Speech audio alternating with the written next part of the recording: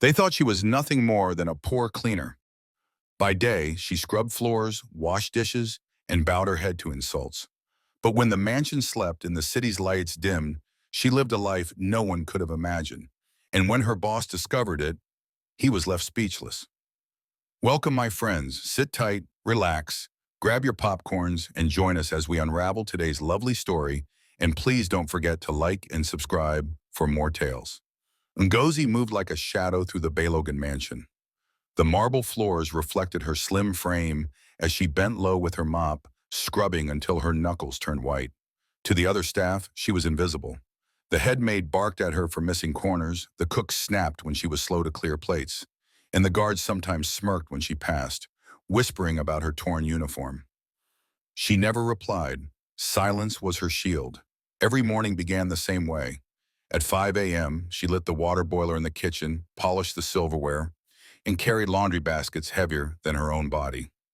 By afternoon, she was on her knees brushing the imported rugs in Chief Belogan's lounge, while the man himself barely noticed her. To the family, she was that cleaner girl. No one knew her name. No one cared.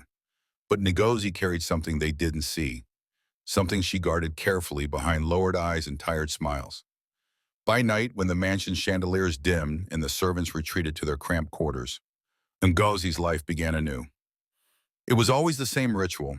She would finish her last chore, wait until Madame Belogan's scolding voice faded into the master bedroom, then retreat to her small cubicle at the back of the compound. She would sit quietly on her creaking bed until the mansion was still. Then she moved. First, she shed her faded uniform, folding it neatly. From a hidden bag under her bed, she pulled out dark jeans and a hooded jacket, clothes no one in the mansion had ever seen her wear. She laced her old sneakers, tied her hair back, and slipped out through the kitchen door, her steps light as whispers. The guards rarely noticed. By now, she knew their patrol schedules, their blind spots, and the times they sneaked cigarettes by the back fence. Within minutes, Ngozi was gone, swallowed by the city. Abuja at night was a different world. The neon glow of clubs and lounges lit the streets, motorcycles buzzed like angry wasps, and laughter echoed from joints where men played drafts under flickering bulbs. Ngozi walked quickly, her hood pulled low, her bag slung tight. She didn't go home. She didn't have one. Instead, she moved through alleys and side streets until she reached an abandoned printing warehouse. Its windows were cracked, its walls covered in peeling paint, but inside it pulsed with life. Candles lit the corners. A small group of people sat on plastic chairs, their eyes fixed on a makeshift stage built from wooden crates. And on that stage, Ngozi transformed. She pulled down her hood, her eyes sharp, her voice steady. She opened a notebook filled with carefully written lines, each one crafted like a blade. Then she spoke, not like a cleaner, not like a servant, but like a voice the city had been waiting for. Her words came in poems, riddles, and parables, exposing corruption, mocking greedy politicians, and challenging the powerful who stole from the poor. The listeners nodded, clapped, snapped their fingers. Some recorded her on shaky phones. Others whispered her words like prayers. By day, she bent her head to Chief Belogan. By night, she raised her voice against men just like him. And though she disguised herself, though she never revealed her real name, she had already become a ghostly legend in the city's underground circles. The night poet, but secrets have short lives. One night, as she finished a fiery verse about businessmen stealing land from villagers, a man in the back of the crowd recorded every word. He didn't clap when the others cheered. He didn't smile when they praised her. He slipped out quietly, his phone glowing. By morning, that clip was already making its way across Abuja, whispered about in bars, replayed in university hostels, shared in WhatsApp groups. And by sheer chance, that same video landed on the phone of Chief Belogan. He watched the hooded figure on the shaky recording, her voice sharp as knives. They wear suits by day but steal in the dark. They build mansions with blood-stained bricks, but the truth will find them. The truth always finds them. His cigar froze halfway to his lips. The voice, something about it. He replayed it, once, twice. Then he frowned deeply, his eyes narrowing. He had heard that voice before, in his own mansion. That evening, as Ngozi bent to scrub the marble floors of his study, Chief Belogan sat at his desk, his phone hidden in his palm. He pressed play once more.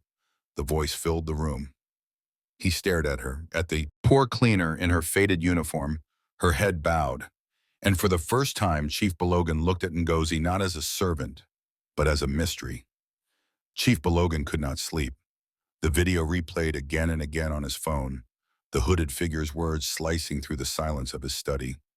He leaned back in his chair, cigar smoke curling above his head, and muttered to himself, "Who is she?" By day, the city was his playground. He shook hands with ministers, attended business meetings, and signed contracts that made him richer by the hour. But by night, his empire felt smaller, threatened by a faceless voice that dared to expose men like him. It wasn't just poetry, it was dangerous truth dressed as art. The night poet had become a whisper in every corner of Abuja. Taxi drivers quoted her words. University students painted her lines on hostel walls. Market women repeated her riddles like prayers. And Chief Belogan hated it. He called his security chief one morning. "Find out who this night poet is. I don't care what it takes. I want a name, a face, and silence." The man nodded, but even he knew the task wouldn't be easy. The poet was a ghost, and ghosts were not easy to catch. Meanwhile, inside the mansion, Ngozi went about her chores as if nothing had changed. She scrubbed floors, carried laundry, and kept her head down while Madame Belogan snapped at her. But her ears caught every whisper from the guards, every muttered comment from the kitchen. The mansion buzzed with talk of the night poet, and she felt the weight of their words pressing against her hidden life. That evening, after her chores were done, she retreated to her tiny room at the back quarters. Her hands trembled as she pulled out the notebook hidden beneath her mattress. She had written new lines, sharper, riskier, braver than before. The city needed to hear them. She couldn't stop now. She disguised herself again, jeans, hoodie, sneakers. She slipped out through the back fence just as one of the guards lit his cigarette, knowing he wouldn't notice her in the shadows. Abuja's night air greeted her, hot and restless. She walked quickly through the streets until she reached the warehouse. The crowd was larger this time, their faces eager, their phones raised. When she stepped onto the makeshift stage, a hush fell. She opened her notebook and began. "They think we are blind. They think our silence is weakness, but we see their mansions built on stolen blood. We see their feasts paid for with our hunger. And when we rise, no wall, no gate, no guard will be enough." The crowd erupted in cheers, clapping, stomping, chanting her name. She raised her hands, her eyes burning with passion.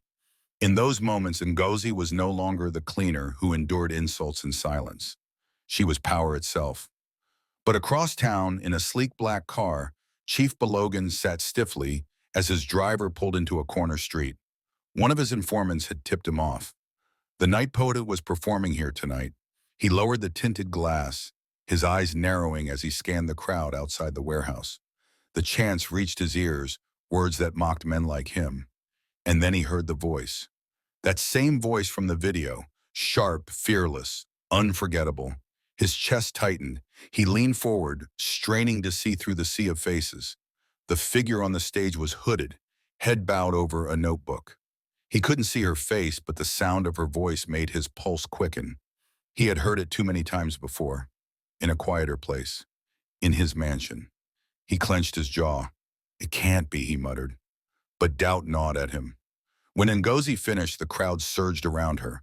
Some begged for her words to be recorded. Others whispered thanks. A few tried to follow. She slipped out quickly through a side alley, pulling her hood lower. She knew the risks were growing.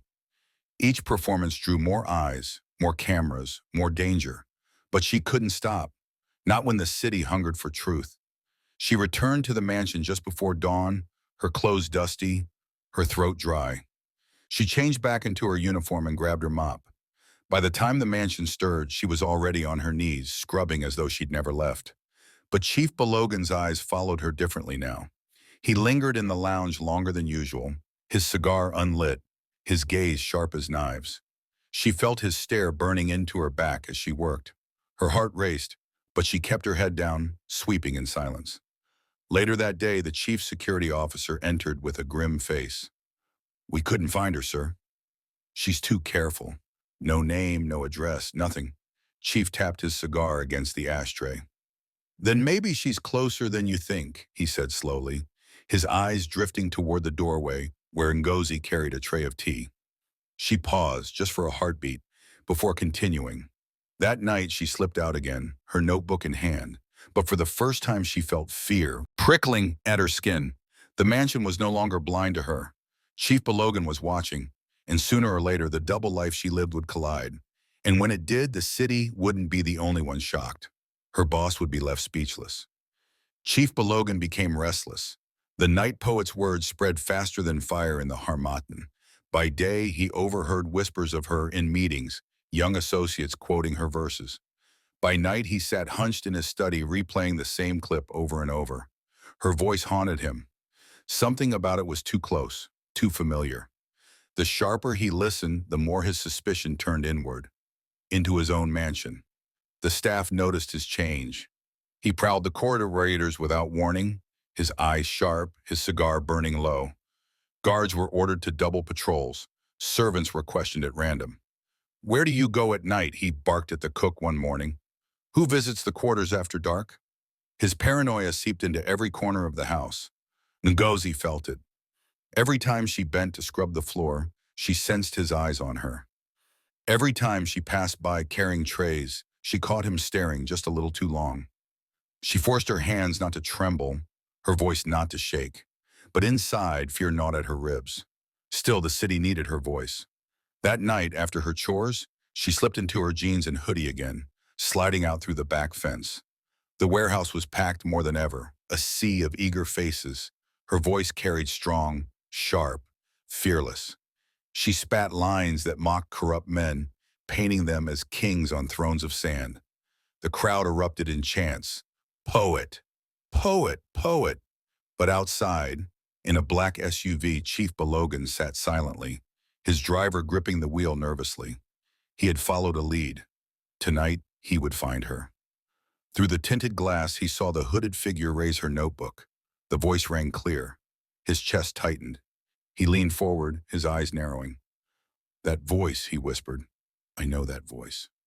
As the performance ended and the crowd dispersed, he ordered his guard, "Follow her. Don't lose her." Ngozi slipped into a narrow alley, moving quickly. She pulled her hood lower, weaving through shadows. But her heart pounded as she heard footsteps behind her. She quickened her pace, ducking into a side street. The footsteps grew louder. She turned a corner and froze. A tall man in a suit stood waiting, his silhouette sharp under the dim streetlight. Chief Belogan himself. Her breath caught. She pulled the hood tighter, forcing her voice steady. "Who are you?" He stepped forward slowly, cigar smoke trailing behind him. "The question," he said quietly, "is who are you?" Ngozi's pulse raced. She lowered her head and muttered, "Just a passerby." She tried to step past him, but his hand shot out, gripping her arm. The grip was firm but not brutal. He leaned close, his eyes burning. "Your voice, I've heard it before." In my house, her blood turned to ice. She yanked her arm free, muttered something about being late, and darted into the darkness before his guards could block her. Her legs carried her faster than she thought possible, weaving through alleys until she vanished into the city's pulse. Chief Belogan stood frozen, his jaw clenched. He didn't have proof, but suspicion flared like fire. His cleaner. Could it be? The next morning, the mansion carried a heavy silence. Ngozi worked as usual, scrubbing, sweeping, avoiding eyes. But when she entered the lounge with a tray of tea, she found Chief Belogan waiting. He gestured to the tray, his eyes never leaving her. "Pour," he said. Her hands shook slightly as she filled his cup. He sipped slowly, watching her. Then suddenly he tapped his phone. The recording of the night poet's voice filled the room. The words sliced through the air. "They wear suits by day, but steal in the dark." Ngozi's heart stopped. The cup nearly slipped from her hand. Chief leaned forward. "Does this voice sound familiar to you, girl?" Her throat tightened. She forced her lips into a small shake of the head. "Nobi." He studied her face for a long time. Silence stretched, suffocating. Then he smiled faintly, though his eyes stayed sharp. Hmm, interesting. As she turned to leave, his voice followed her, low and heavy. Be careful at night. Abuja is not safe for little girls with big voices. Her legs nearly gave way. She hurried out, her chest burning, sweat rolling down her back. That evening she sat in her tiny room, notebook in her lap, tears stinging her eyes. She whispered to herself, he knows. He doesn't have proof yet, but he knows. Still, the fire inside her refused to die. She opened her notebook and wrote, when truth is hunted, it must roar louder. When fear knocks, courage must answer. She closed the book, her hands trembling. Chief Belogan was circling closer, and her double life was unraveling. One wrong step, and the mystery would shatter. And when it did, the mansion would never be the same. Chief Belogan could no longer ignore the voice. It haunted his corridors, followed him into meetings, echoed in his sleep. He became obsessed. And when he was obsessed, he was dangerous. He ordered his men to sweep the city, to infiltrate gatherings, to chase rumors. But no matter how wide their net stretched, the night poet always slipped through. She was a ghost, and yet, in his heart, he was sure. The ghost lived in his own house. Ngozi felt the noose tightening. Every step in the mansion felt heavier, every corner sharper. When she bent to mop the tiles, she felt his eyes on her. When she passed him a tray, she felt his stare pierce her hooded nights. He hadn't accused her outright, but his silence was worse. It was the silence of a predator waiting for its prey to stumble. That Friday night, after a long day of scrubbing, she thought she could sneak out as usual. She pulled on her jeans and hoodie, slipped past the sleeping quarters, and tiptoed toward the back fence. Just as she gripped the iron rail, a hand seized her wrist. Her heart stopped. She spun around. Chief Belogan stood in the shadows, his cigar glowing faintly. Two guards flanked him. His voice was calm, too calm. Going somewhere, cleaner. Ngozi froze. Her tongue stuck to the roof of her mouth. She tried to stammer an excuse, but the words tangled. He stepped closer, his breath carrying smoke and menace. I warned you. Abuja is not safe at night. Unless, of course, his eyes narrowed, you are the one making it unsafe. He snapped his fingers. The guards dragged her inside, through the marble halls, and into his private study. They shoved her into a chair. Chief sat across from her, leaning back, his eyes sharp as knives. Remove the hood, he said. Her hands trembled. Slowly she pulled it back, her face bare under the dim lamp. Chief's lips tightened. He had suspected. Now he knew. I should have known, he muttered. The quiet cleaner. The invisible one. The voice that mocks men like me while scrubbing my floors. Ngozi's heart thudded like a drum. She whispered, I never mocked you, sir.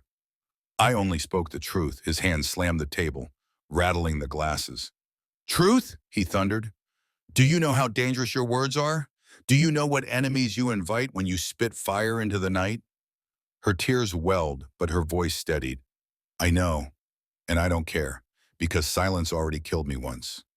Chief frowned. What do you mean? She swallowed hard, her throat dry. Do you know why I became a cleaner? Why I hide by day and speak by night?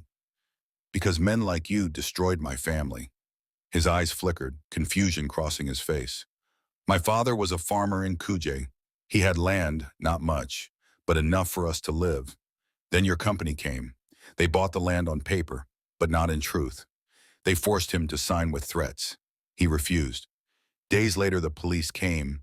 They said he was trespassing on his own farm. He died fighting to keep that land. My mother broke after that. She died with her heart heavy.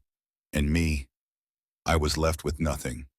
Her tears fell freely now, her voice rising. I was the best in my school. I dreamed of university, but without money, without family, I was forced into this life. So yes, by day I scrub your floors, but by night I use the only weapon I have, my voice. And I will not be silent again. Chief's chest rose and fell, his face unreadable. He hadn't expected this. He had thought she was just a reckless girl, hungry for attention. But her pain was real, her rage carved into her bones. The guards shifted uneasily. The silence stretched until it felt like the walls themselves were listening. Finally, Chief leaned forward, his voice low and dangerous. So, all this time, you were plotting against me? No, she said firmly, wiping her tears. Well, against you, against injustice, against greed. If the shoe fits, then wear it. His hand twitched as if he might strike her, but he stopped. He stared at her, this cleaner, this girl with nothing, yet with courage heavier than gold. You don't understand, he muttered. This city is built on silence. Men like me don't fall because of words. Her voice cut him like a blade. Then maybe it's time they did. Chief's eyes burned. He rose to his feet, towering over her. You think you're strong because you speak at night? I could end you before dawn. For the first time, she met his glare without flinching. Then end me. But know this, my voice has already left these walls. Even if I die, the truth will not. The guards exchanged glances. Something in her defiance unsettled even them. Chief Belogan paced slowly, his cigar ember glowing. He muttered to himself, this girl, this foolish girl. He turned sharply. You will not leave this mansion tonight. Guards, lock her in her quarters. I need to think. They dragged her out, shoving her into her tiny room, bolting the door from outside. She collapsed on the bed, her chest heaving, her tears soaking the pillow. Fear clawed at her, but under it, something else burned. Relief. At last, she had spoken her truth to the man who symbolized everything she despised. But in the mansion's silence, she knew it wasn't over. Chief had heard her. He had seen her. And now he would decide if she lived or vanished. Either way, the double life was broken. The battle had begun. The mansion had never felt so alive with whispers. Servants carried trays and brooms, but their tongues carried rumors heavier than gold. By sunrise, everyone knew. Chief Belogan had locked Ngozi in her quarters. Some said she had stolen money. Others claimed she had insulted Madame Belogan. But the most persistent rumor came from Madame Ngozi, the head maid, who whispered in the kitchen, that cleaner girl is not ordinary.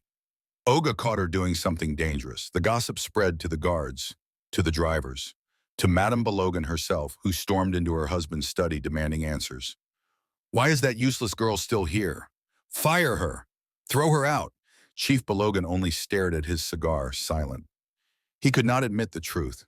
He could not say aloud that the same girl who scrubbed his floors was the hooded figure shaking Abuja with words. His pride would not let him. But more than pride, he feared her. That morning, Chief stood by his window, staring at the city skyline. Her words echoed in his mind. Even if I die, the truth will not. He clenched his fists. She was right. The night poet was no longer just a girl in a hoodie. She was a movement. Silencing her would only make her a martyr. But sparing her meant keeping a rebel inside his walls. He turned sharply to his chief of security. Keep her locked up. No visitors, no food unless I say so. I need time to decide. Yes, sir. But time was already running out. Inside her tiny room, Ngozi sat by the barred window, weak but unbroken. She whispered lines into the air, crafting verses in her head. Her voice had been caged, but her mind was still free. She thought of her father's farm, her mother's worn hands, the injustice that had stolen her dreams. Fear pressed on her chest, but courage pressed harder. On the third day of her confinement, the door creaked open. A tray of food slid in, and with it, a folded slip of paper. Ngozi frowned, unfolding it quickly. Stay strong. You are not alone, her heart skipped. The handwriting was bold, unfamiliar. She peeked through the crack in the door, but the guard only grunted and walked away. She pressed the note to her chest, tears stinging her eyes. Somewhere in this mansion, someone was with her. That evening, the ally revealed himself. Namdi, one of the senior drivers, slipped into her room with a bag of bread and water. He closed the door quietly. Ngozi, he whispered. I know. I've known for weeks. You are the night poet. Her breath caught. How? I drive Olga to meetings. I've heard him replay your voice on his phone. The night he followed you, I was behind the wheel. I saw you run. I knew it was you. She sat trembling, clutching the bread. Then why help me? You could hand me over and earn Olga's trust. Namdi's eyes burned with quiet anger. Because my brother was on your list. He was one of the men your poems spoke of. He was silenced years ago by men like Oga. They took his land, his pride, and he died in debt. Your words give me back his voice." Ngozi's tears fell freely. She grasped his hands. "Thank you." Namdi leaned close. "Listen carefully. Oga is planning something. He cannot let you leave this mansion alive. But he also cannot kill you openly. Too risky. He will try to make you disappear quietly. You must be ready." Her chest tightened. "Ready how?" "I am locked here, not for long," Namdi said. "I have friends outside. Journalists. They have been hunting the night poet for months, desperate to know who she is. If they see you, if they hear your voice in this uniform, Oga will never be able to touch you again. But you must choose. Safety or silence." Ngozi didn't hesitate. "Safety means nothing without truth. Take me to them." Namdi nodded, determination hardening his face. The next morning, Chief Belogan sat at his breakfast table, restless. His wife nagged beside him. "End this foolishness today. Fire the girl." He waved her off, but his mind swirled. He imagined the girl's words spreading. The mansion turned into a story, his empire mocked. His pride and power battled inside him like wild dogs. Suddenly a guard rushed in. "Sir, trouble!" Chief shot up. "What is it?" "Journalists. They're outside the gates. They say they want the night poet." "They claim she's here." Chief's cigar fell from his hand. His face turned crimson. "Who told them?" The guard stammered. We don't know." Panic erupted in the mansion. Servants whispered louder. Guards tightened formation. Madame Belogan shouted, "What nonsense is this? Reporters in our gate?" Chief stormed into his study, slamming the door. His chest heaved. He knew someone inside had betrayed him. And only one person gained from this betrayal: the girl in the quarters. He roared, "Bring her to me!" Now the guards sprinted to Ngozi's room, but when they flung the door open, the bed was empty. The window bars were cut, the sheets tied into a rope. She was gone. Chief's roar shook the walls. "Find her! Before the city does!" But outside, Ngozi was already slipping into Namdi's car, her hood pulled low, her notebook clutched tight. The city lights of Abuja sparkled ahead like a promise. Her secret was no longer confined to shadows. And for the first time, Chief Belogan realized the battle was no longer inside his mansion. It was out there, in the open, where the whole city could watch.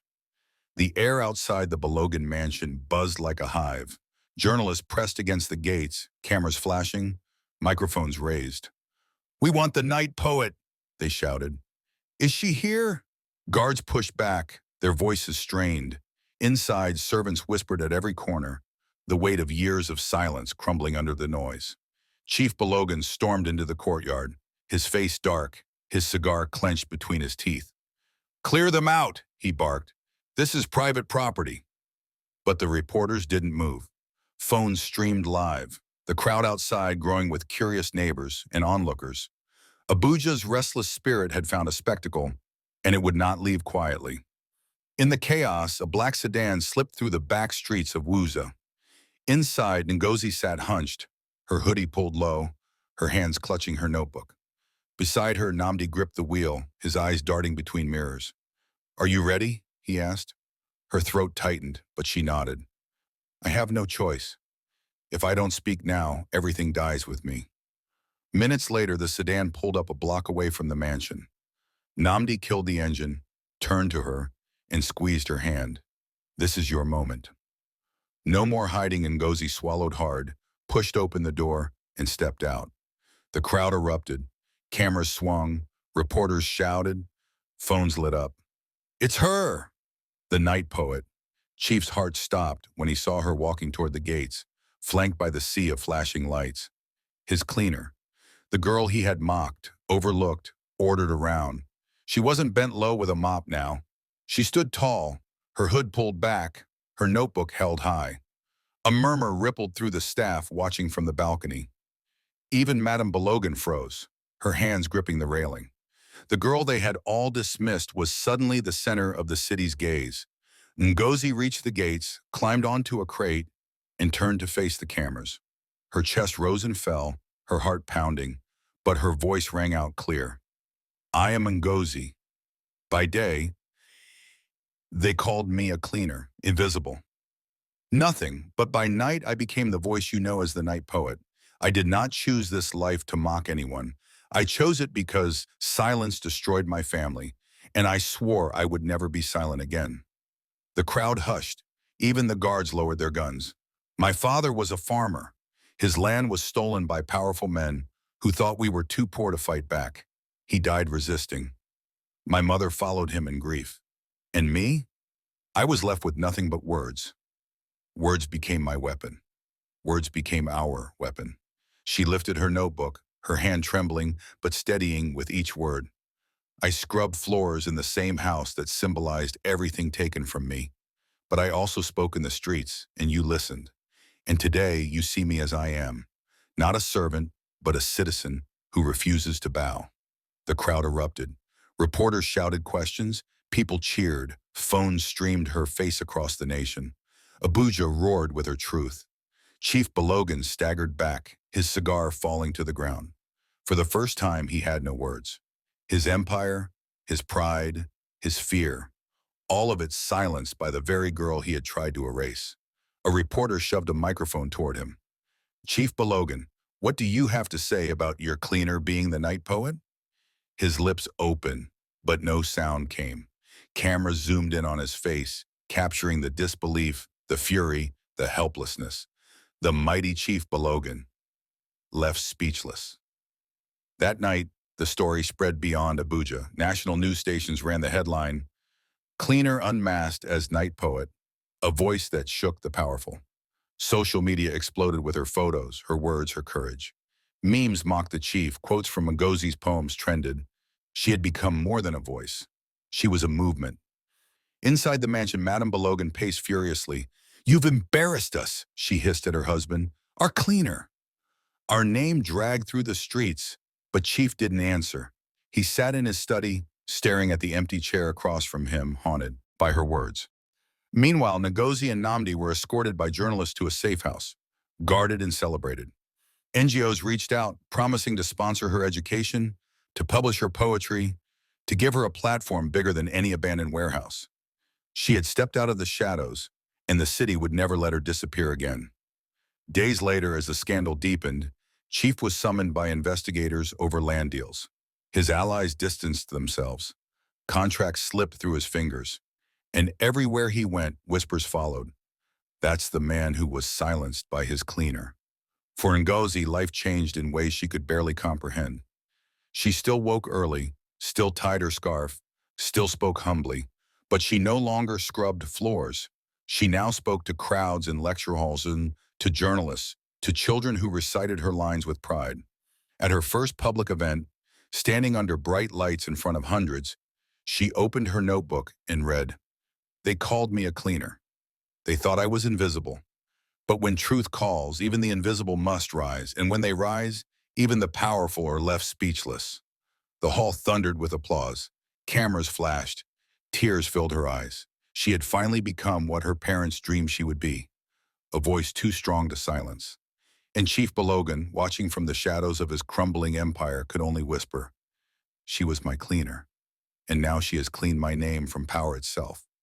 Never underestimate the lowly. They said Ngozi was just a cleaner. They said her life was worth nothing. But she rose, she spoke, and she shook the city until even the powerful bowed their heads. Remember this, the floors she scrubbed by day became the stages she conquered by night. And when truth finally spoke, Abuja listened.